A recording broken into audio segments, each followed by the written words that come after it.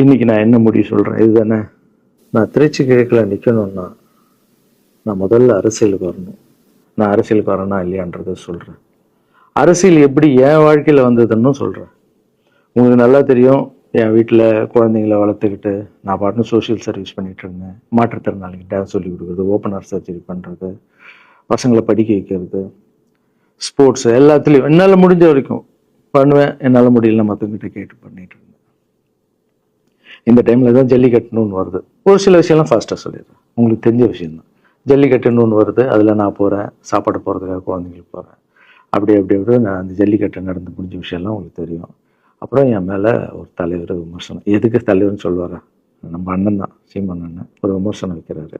அதுக்கு நான் மறுபடியும் ஒரு ட்வீட் போடுறேன், அவர் ட்வீட் போடுறேன். அப்போ தான் என் வாழ்க்கையில் அரசியல்னு அந்த நுழையுது.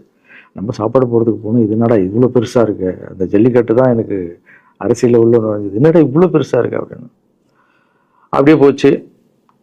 அதே தலைவர் தான், அதே சீமான் தான் ரஜினி சார் அரசியலுக்கு வர்ற மாதிரி பேச்சு அடிபட்ட உடனே அவங்க சைட்லேருந்து பேசுகிறாங்க, தலைவரை பற்றி பேசுகிறாங்க. தலைவர் எனக்கு வந்து ஒரு குரு, என்னை வாழ வச்ச தெய்வம், ஒரு அப்பா மாதிரி, ஒரு அண்ணன், அப்பா எல்லாமே சொல்லலாம்.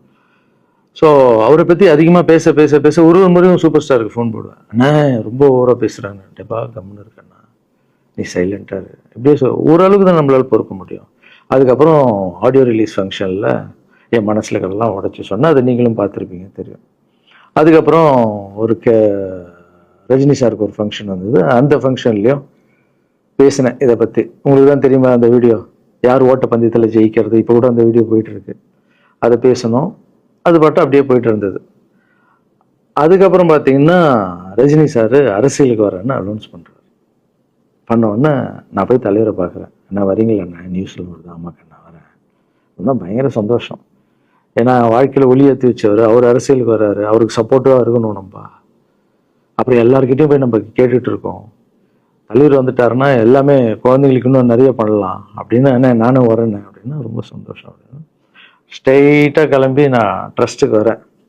என்னுடைய ட்ரஸ்ட்டு, என்னுடைய ஃபேன்ஸு எல்லாரையும் கூப்பிட்டு என்னுடைய வெல்விஷர்ஸ் எல்லாரையும் கூப்பிட்டு உட்கார வச்சு தலைவர் அரசியலுக்கு வராரு. புரியுதுங்களா? எனக்கு வந்து எழுத படிக்க தெரியாது, அதான் ஒரு ட்வீட் போடணும், இதெல்லாம் ரெடி பண்ணுங்கன்னு தமிழில் சொல்லிவிட்டு அவங்க ரெடி பண்ணிட்டு இருக்க ஒரு டீம்.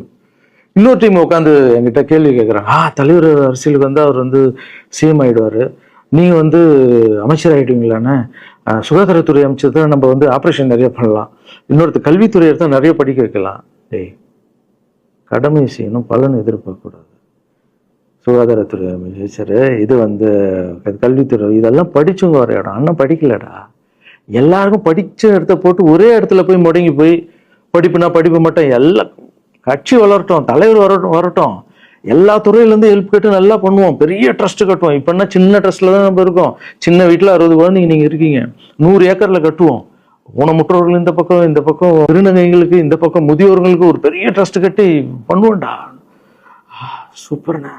இன்னொருத்தர் டக்குன்னு அங்கேருந்து, அண்ணா நம்மளை எழுத்து பேசிட்டு இருக்காருல்ல சீமான் அண்ணன், அவருக்கு ஆப்போசிட்டாக எழுத்து நில்லுங்கண்ணே அப்படின்னா. அது அரசியல் இல்லை. ஒருத்தர் மேலே கோவத்தால் நம்ம அரசியலுக்கு வந்தால் அது வந்து வெறுப்பு அரசியலாக மாறும். அரசியல்ன்றது மக்களுக்கு நல்லது பண்ணுறதுக்காக வரணும். இப்போ அவரை நான் அழிக்கணும், அவரை நான் ஏதோ ஒன்று செய்யணும்னு அந்த ஆசையில் வந்தேன்னு வச்சுங்களேன், ஆசை என்ன ஆகும்? கோபமாக மாறும். கோபத்துலேருந்து என்ன வரும்? வார்த்தைகள் தப்பாக வரும். வார்த்தைகள் மட்டும் வராது, தப்பான வார்த்தைகள் வரும். மக்களுக்கு நம்ம மேலே மரியாதை இல்லை.